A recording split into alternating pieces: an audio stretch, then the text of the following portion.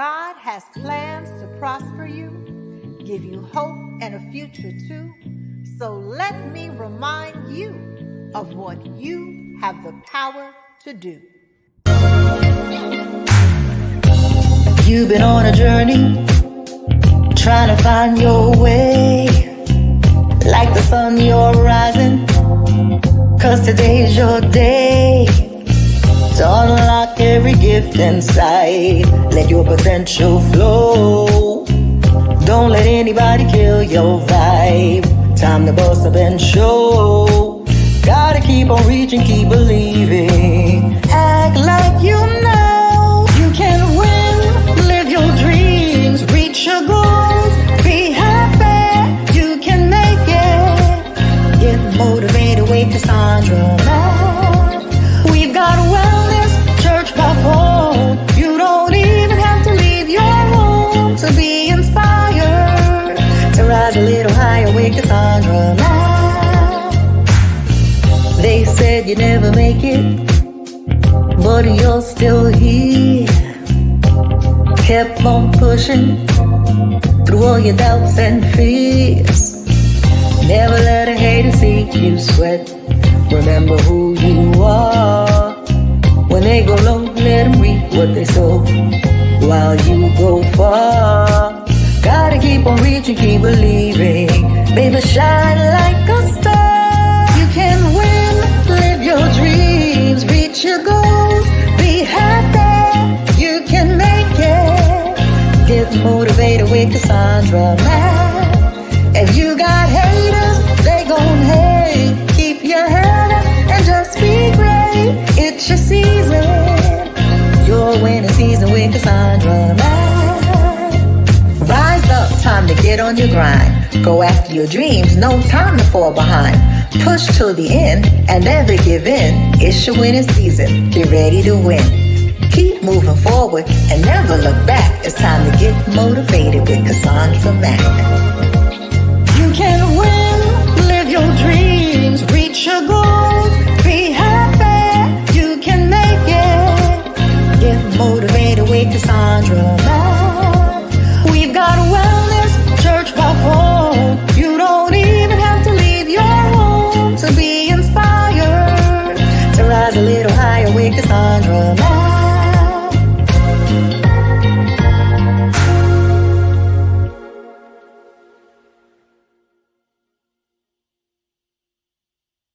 Hello and welcome back. So the past couple of videos have been dealing with envy through the decades. Envy in your midlife years when you're 55 to about 65. Envy in the golden years when you're 70 and older. And the reason we started with envy in the older years is because many people already know that envy happens when you're young. When you're young and the world is your oyster. But many people don't realize that envy also happens when you're older. And many people expect that envy will stop as they get older, and it doesn't. With that said, many of the Wellness Club members reached out and asked if I would do a video on envy in the high school years, high school, middle school years when you're a teen, preteen, because many of you have high school age children or grandchildren who are dealing with the same type of envy that you dealt with, or maybe you're currently dealing with, and you want to begin to have a dialogue with them. So that's what we're going to do in this video. Today's video was brought to you by my book, Young, Gifted, and Doing It, Simple Power Moves for Teens, 52 Power Moves for Teens. And this is a book of success tips and life skills for adolescents to navigate the teenage years. The link is in the video description box. And I also have a book for tweens, the 10 to 12 demographic, called 25 Things Every Tween Needs to Know. And both books come with a parent tip and a discussion guide so that parents, caretakers can begin the dialogue with your teens and preteens just about navigating life as a teen and a preteen. The links for both books are in the description box. Let's dive right in. So the teen years are full of challenges, full of lots of choices, and it can be a difficult time. And envy, when you're in high school and middle school, is especially difficult to navigate because You see the same people every day. Unlike when you're an adult, maybe you go to the family gathering, you see the cousin, the sibling, but you really don't have to see them outside of you going to family gatherings, and you may choose to remove yourself from that family gathering. Or maybe it's somebody at work and the work environment is hostile, but maybe you dusted off your resume and now you are at a different job. But for the teenager or middle school who has no control over that environment, you go to the school that your parents put you in. So they are seeing that same group, that same individual day in and day out. And this is what makes it especially difficult. You're seeing them in class, in the cafeteria. If you are on the same sports team, you're seeing them at practice. And if you're connected online, you're seeing each other through your social media platforms that you all use. And when envy is in the mix, it shows up daily, online and offline. Sometimes it's subtle, and sometimes it can escalate into full-blown bullying. So let's talk about the signs and how you as the parent or the grandparent can begin to help your teen open up their eyes, or your preteen, to the fact that they may be dealing with envying. And I want to start spiritually, then I'm going to start with a theory. It is called Erickson's theory of development. And there is a stage of development. And this is a theory that talks about the different stages of development, human development. And there's a stage called identity versus role confusion, where the goal is for the adolescent to begin to figure out who they are. This is where they're trying to answer that big question: who am I? Where do I belong? And what defines me? These are three questions that we're kind of always asking as we move through the different decades of life, right? Maybe like 13 and up. But it's really a question during the adolescent years, because that's a period of self-discovery, where you're beginning to develop your own values, where you're beginning to question some of the things that you have been taught. And this is a very tricky time. So we're going to look at that. And then I want to look at James 3:16, so that we are looking at envy through that scriptural lens. So here are some things to keep in mind, what makes it very difficult when you have teenagers, preteens dealing with envy. Friend groups and cliques become central during the middle school and the high school years, because this is the group of people that they're seeing every day. And belonging to a group gives them a sense of self, gives them a sense of identity. If I were to say the cheerleaders, automatically you can get a picture in your mind. If I were to say the football team, the basketball team, you get a picture in your mind. If I were to say the chess club, the drama club, you get a picture in your mind. If I were to say the academics, those who really apply themselves, you get a picture of what type of student I'm talking about and who they probably hang out with. And so during the identity formation stage, belonging is very important. And belonging is a basic human need, but it is a driving force when you are in middle and high school, because unlike when you are 2 or 3, your parent is the center of your world, so to speak. But once you become a preteen and a teen, you're spending so much time at school seeing the same group of people every single day. And if you live in the same neighborhood, not only are you seeing them at school, but you are seeing them as you go about your daily errands. So this is a big thing. Second is groupthink. So groupthink happens when a particular teen group, and we're talking as it relates to teens, this can happen with adults as well, but a particular adolescent group adopts the same opinions, the same style. And think about how when there is a group, they tend to have the same jargon, they have inside jokes, they have their own type of slang or words that they understand that they use with one another, right? And so if someone is the target of envy, the whole group might treat them differently, and that group has been very central to their sense of belonging. That group occupies a significant amount of that teen's time. They go to lunch together, they're meeting for practice after school, maybe they walk home together, maybe they all sit together on the bus. So this is where it becomes really difficult. And envy can become really strong when a teen stands out, when something about your teen stands out. It can feel like a threat to the group. And so maybe your teen stands out because they get excellent grades. Maybe your teen or preteen stands out because they are extremely respectful to the teachers while the other students are disrespectful. And there have even been instances where the teacher has highlighted how respectful your teen or preteen is in front of a class, and the rest of the class started ragging on your teen because of it. See, this is a big thing during this stage. And envy can trigger its head because as your teen gets recognized for a talent, a gift, maybe it's their aesthetic, they get recognized for whatever the thing is, it can threaten not only the one individual who is harboring the most envy, but the group, if that individual is kind of like the ringleader of the group, so to speak. And so this is what makes envy difficult, in my opinion, among this age group. Not only that, teens can be very manipulative. People think that manipulation only happens in adulthood, but teens can be manipulative as children can be.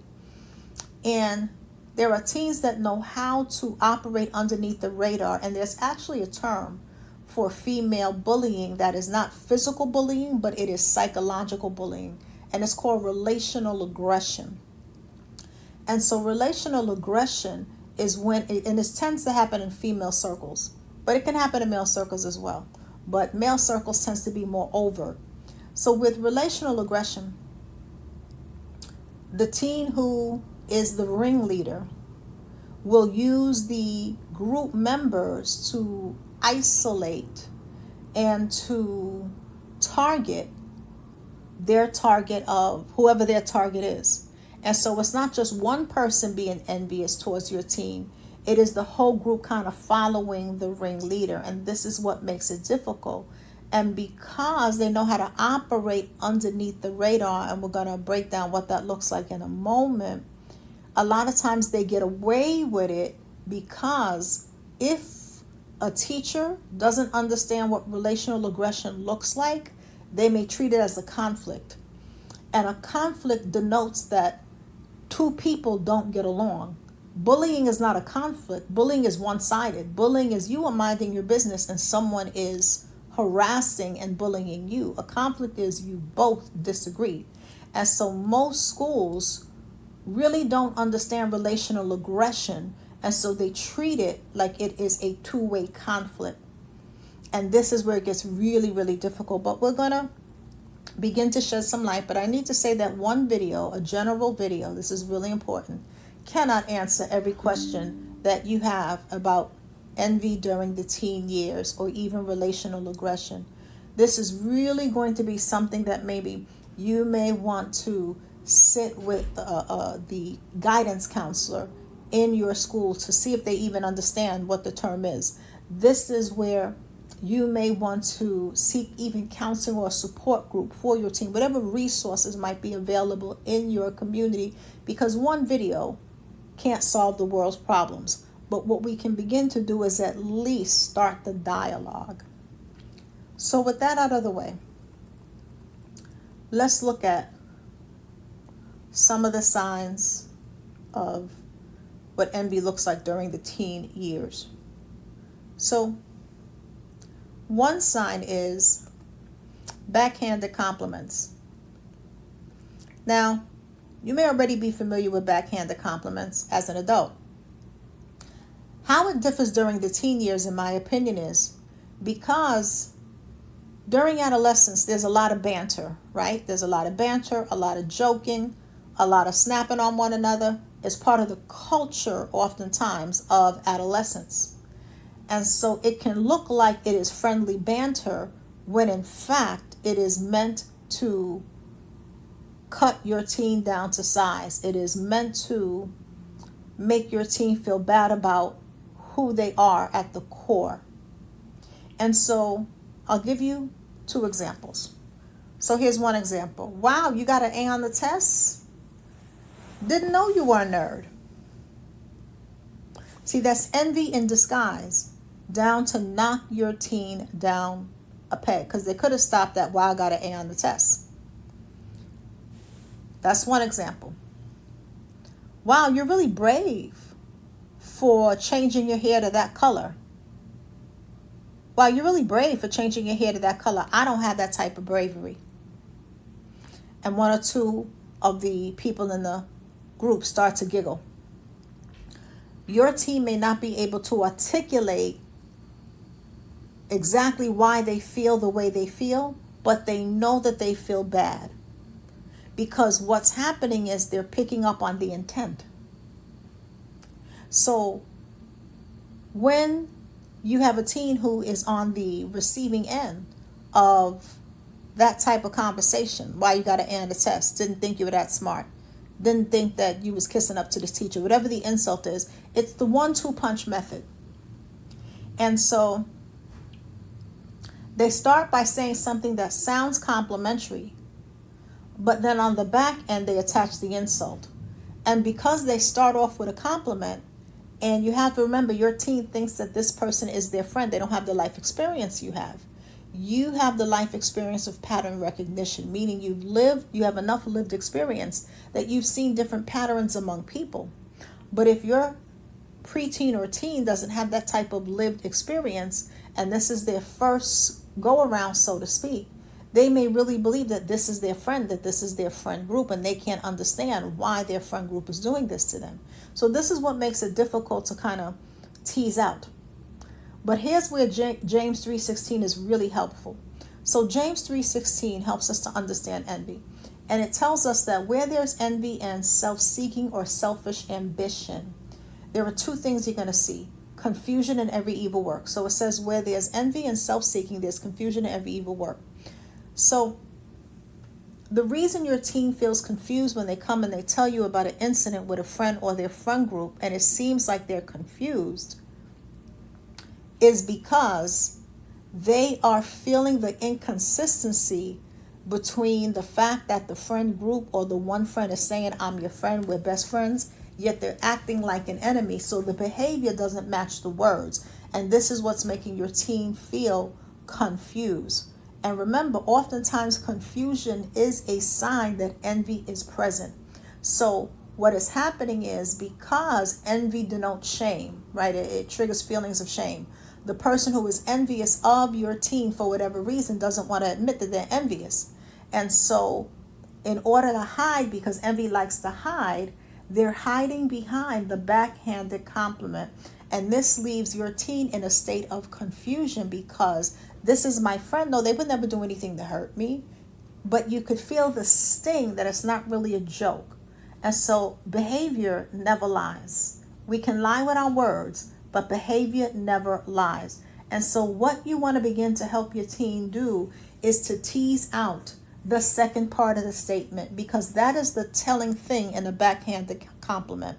So, wow, you got an A on the test.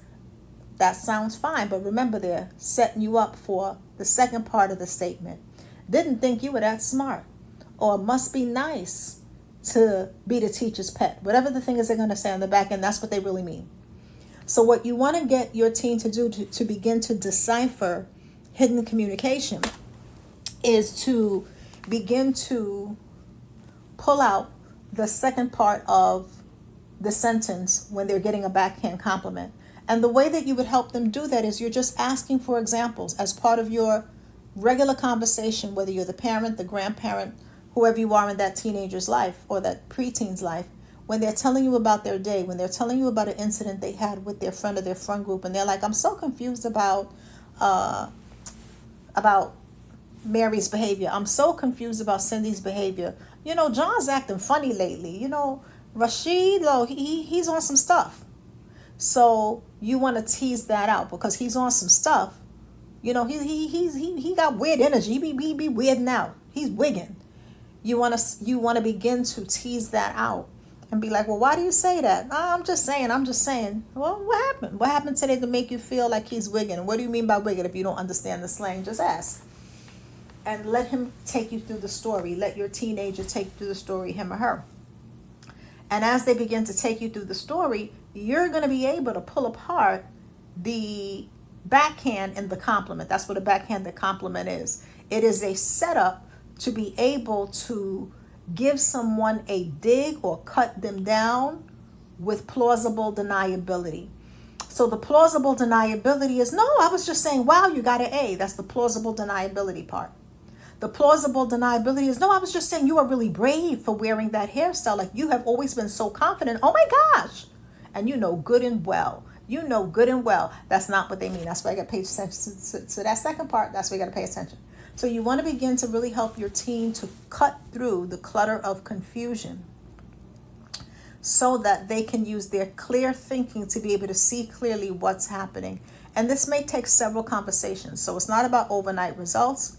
You are really building communication with your teen or your preteen. So when that happens, right, and you're having this conversation with your teen for the backhanded compliments, you want to begin to let your teen know that a powerful way to respond to that is to respond to the compliment without responding to the insult. So I'm going to give you two things that your teen can do.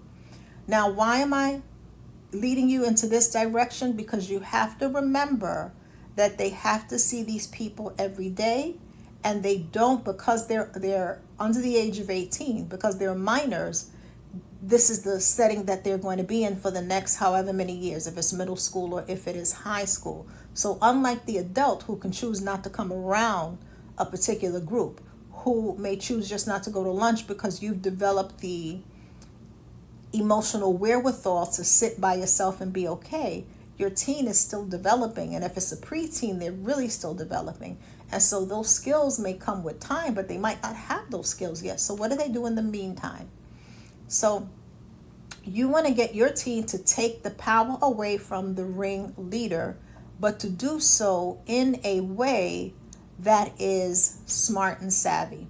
And so they can respond to the compliment without responding to the insult. This takes the power away, because what it says without saying it is, I'm not giving your insult any power.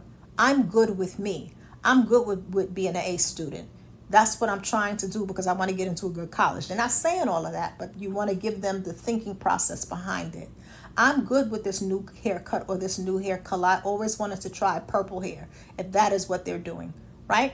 So this is what you are. You're building your teen's confidence. This is what you're doing. So they may say, oh, wow, you got an A on the test. Didn't think you were that smart. Yeah, thanks for the compliment of me getting an A on the test. You see how your teen is rewording it? They're not even responding to didn't think you were that smart. They're actually going to say, thanks for the compliment for me getting an A on the test. Yeah, academics is my thing. Now, you can change it in terms of how your teen typically speaks, but the gist is they're only responding to the compliment part, and they're pulling out the words of the compliment to show that the other piece has no power. Or, wow, you're really brave for wearing purple hair. Must be nice. Wish I was that brave to have that color hair. So you already know they're trying to insult your teen. But remember, you're going to help build your teen's confidence. You're giving your teen the game, right? So again, they're responding to the first part without the second part. Oh, thanks for the compliment on the purple hair color. Yeah, that's my thing.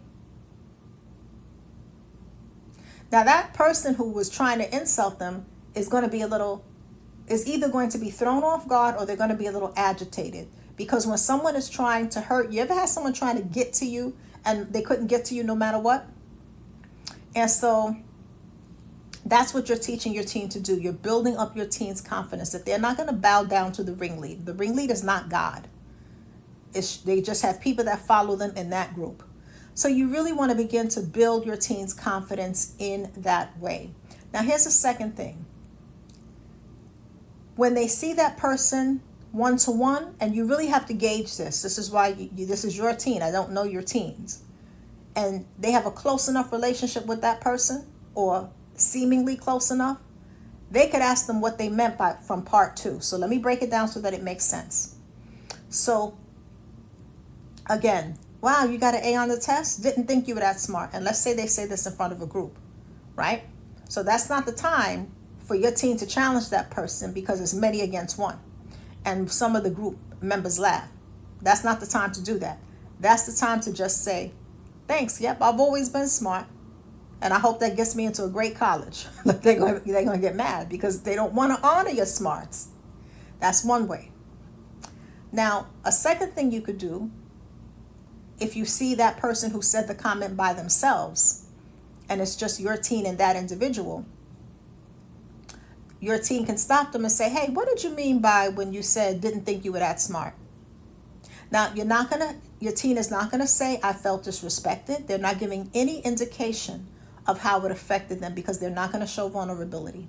So you don't say, I was hurt. You don't say, I felt disrespected. They know they're being disrespectful. That's the intent. They're not stupid. So you're not going to give any clues as to how you feel emotionally. Your teen is going to guard their heart. The Bible tells us to guard our heart, right? So your teen is going to guard their heart. But what your teen is going to do by asking, what did you mean by the second part? They are bringing the sneaky behavior above board and shining the light on it. See, when someone is being demonic, they never want you to shine a light on what they're trying to do. And so by your teen saying, what did you mean by you didn't think I was that smart? Or what did you mean by you wouldn't be that brave? That's it. It's just, what did you mean? And then you add the second part of whatever they said. What you're doing is you're holding them accountable. Even if they refuse to admit it and they play stupid, victim, and naive, none of that matters. What you have done is you have let it be known that you were not stupid. You were not stupid, but what they said has no merit in your life. So in case you thought I was stupid, not in catch the shade, no, I caught the shade. But my life doesn't revolve around your shade. So what do you mean by that? And let them be real cool and casual about it. What did you mean by that comment? And 9 times out of 10, no, I didn't mean nothing by you taking, oh, okay. It was odd. That was an odd thing to say. What did you mean by that? Until your teen don't explain. Just how they left your teen hanging, your teen will leave them hanging. And it's not about being tit for tat. It is about bringing to light that deception. It is bringing their deception, because see, a backhanded compliment is rooted in deception. And you are bringing that deception to sight. But this tactic is only for one-on-one. So you're not doing this in front of the whole group, because that it can get real nasty real quick. It's one-on-one. It's one-on-one. I want to be very clear of the how and the when. And then you're going to gauge that. You're going to ask your team, do you feel comfortable doing this? Do you feel safe doing this? You have to have a conversation with your team, because I don't know your kids.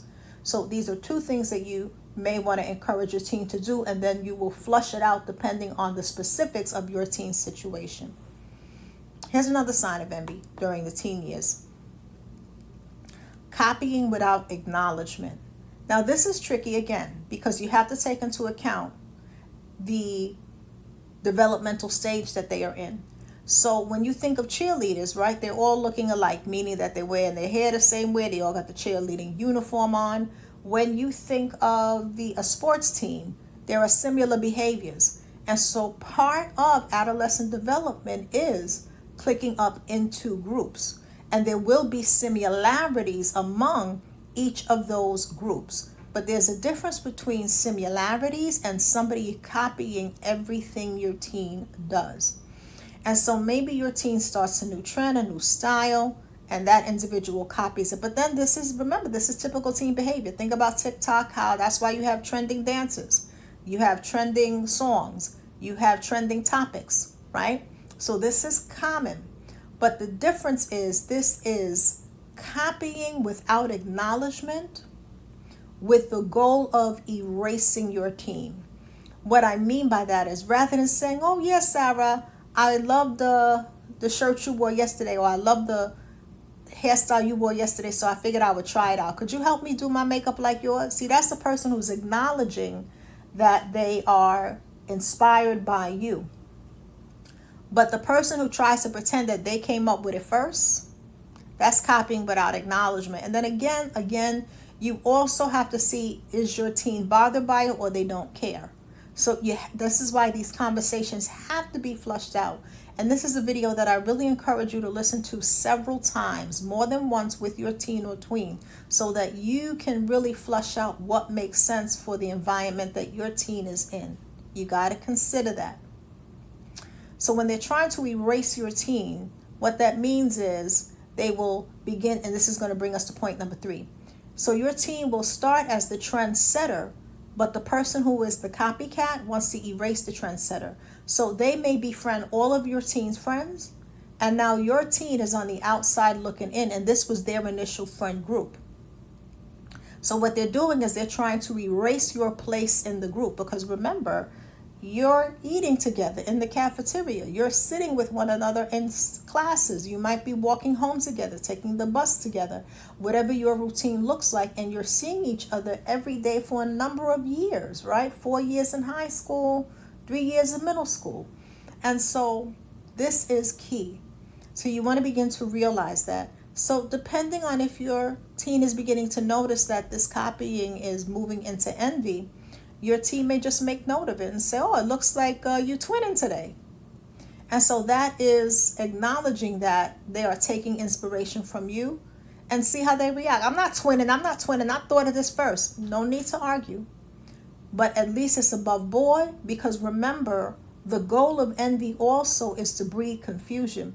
So if your teen is confused about the person's motive who says that they are their friend, and they get upset that they call out an obvious behavior, then your teen can begin to see that this is not a friend. And what happens with a lot of teens, because they want friends so bad, when you, as the parent, grandparent, concerned adult, call out certain behaviors you notice in a person who's not really a friend, your teen may actually become defensive and get mad at you. No, she's my friend. You don't like anybody. She's my friend. And then they'll come to you years later and say, Mom, Dad, you were right all along. But while they're in it, you have to remember that they don't have the perspective of hindsight. You have pattern recognition. You have lived experience. You may have had several betrayals in high school. So you have the lived experience that they don't have. Whereas in that age group, they believe their friends are everything for the most part. Not always. So this is not black and white. So you really want to begin to have that conversation and see how that person responds. So once they say something along the lines of, oh, I see you're twinning today, and the person can't admit that or acknowledge that, then that's a sign that this person doesn't have your best interest in mind, and maybe they really want your life. At least you can open the door for this conversation with your teen. Which brings us to number 3. So the third sign of envy, particularly in the teen years, is exclusion from friend groups. So when somebody envies your teen, your preteen, they want their life. They want their friends. They want to turn other people against them. So they may begin to leave them out of hangouts, leave them out of chats. And so they may find, like, usually I'm part of the Snapchat. Why wasn't I part of the Snapchat? And more, your teen will notice that they're being left out of chats, or the group is sharing funny TikToks with one another, but all of a sudden they're no longer sharing those same funny TikToks with your teen. So again, it's a slow erasure. They're erasing your teen from the group, whoever the ringleader is. And this is envy trying to shrink your teen's sense of belonging. Because if they can make your teen feel like they don't belong, they could make your teen feel very rejected. And that speaks to the heart of our identity. Nobody likes feeling rejected, especially during the teen years. And so you really have to build up your teen's confidence if you notice this. And if they begin to be excluded from the friend group, you might want to encourage your teen to get involved in other hobbies. Because as they get involved in other hobbies, they can meet other friends, and they're not relying on that one friend group that might have been their preference. But at least they will have other friends as they expand their hobbies. And it may be hobbies they never thought of taking up, interests they never thought of taking up, so that they have other peers who they can spend time with. This is a big thing. This is a big thing. Exclusion from friend groups. And the way to deal with that, again, is for your teen to build additional hobbies so that they can meet other friends. You also want to be building your teen's confidence, letting them know who they truly are. If you have my book, Speaking Life into Your I Am, begin to read that book with your teen. Begin to have a discussion around those Bible affirmations in the book so that your teen can begin to know who they are in God, who they truly are. because the world constantly wants to tell them who they're not. Social media wants to tell them who they're not. Social media wants to keep them fixated and hijack their focus and their attention and keep them fixated on social media, on topics that make them think, well, I'm not pretty enough, I'm not cool enough, I'm not smart enough, I don't have the latest this and that. And it is all an attempt to hijack your teen's self-esteem. And so as the parent, grandparent, you're going to be working overtime to help your teen build genuine, authentic confidence, which doesn't come from other, it comes from God, right? God, it comes from knowing who we are in God. So it comes from ourself, the God within. The fourth sign of envy, particularly in the teen years, and this happens in adult years, but it is exacerbated in the teen years, is gossip and rumor spreading. This is a big one. And maybe some of you can even think back to when you were in high school and people said that you slept with people that you did not. You might have been a virgin and they said you slept with the whole football team. Teens can be cruel like this. They can be cruel like this. And then maybe they even called you names because of it and it wasn't even true. Or maybe you had a relationship with someone and they videotaped you without your consent. And so these are all the things. Now we know that teens are supposed to wait until marriage. We know that we are supposed to wait until marriage. That is God's perfect design, right? But we know that everybody doesn't do that. So we speak reality here. So absolutely, you want to talk to your teens about waiting until marriage, but you are not with them in school. You do not have a chastity belt over their private parts. You are not there physically with them. And so sometimes they will not walk in the ways that you have taught them. And so what happens is you will have someone who will weaponize this, use this against them, and their 4 years in high school is like a living hell. And so gossip and rumor spreading is a big thing. It's a big thing. And so you gotta really build up your team, because this is a hard one. I would say this might be one of the hardest ones. And this is really to steal, kill, and destroy your character. Steal, kill, and destroy your reputation. John 10:10 says, the thief comes only to steal, kill, and destroy. Christ comes so that we may have life and have life more abundantly. And so think about how slander, we call it character assassination, because it is literally spiritual and psychological murder. It is the murdering of your reputation, the murdering of your character, the murdering of your relationships. And this is a hard one. And this is why, again, you got to go back to building their confidence, knowing who they are in God. They can't make people not spread rumors. They're going to have to stand tall and find that power within. And I would say that if your teen is dealing with bullying that is ongoing, that is targeted, you definitely want to document. You want to contact the school. You want to go through the protocols in your school so that they can help address this. You also want to do what you can to rebuild your teen or pre-teen's confidence. So envy in high school is real. It is real. But when you understand how it happens, even when it's under the radar, and you understand how to stand in your power, you can help your teen to begin to stand in their power. Many teens are still trying to figure out who they are. And sometimes envy is the very thing that breeds confusion in their identity. And this is why you got to constantly build up your teen's confidence, your teen's self-esteem. Talk to them about their values. Help them develop good values. And let them know that they don't have to dim their light to fit in with a group of people who they are eventually going to outgrow. Stay focused. Help them build a support system. And do what you can to just keep that dialogue open for your teen. Try to help your teen find, again, supportive groups, positive groups to be part of. Find out what's happening in your community. Are there theater groups, whatever kind of groups there may be, that can help your teen not only learn new hobbies and develop new skills, but meet new types of people who may be a better fit and on a more positive path and maybe a more positive influence. So I hope that this was helpful. Maybe there are things that you remember when you were in high school. And I would say that having additional hobbies really is a game changer. And here's why.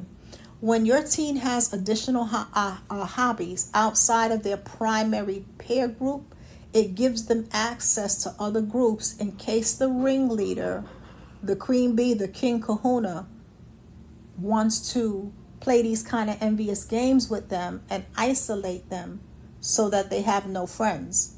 But if they keep themselves open to other hobbies, different types of people, then they can have other social relationships so they are not totally socially isolated. This is key.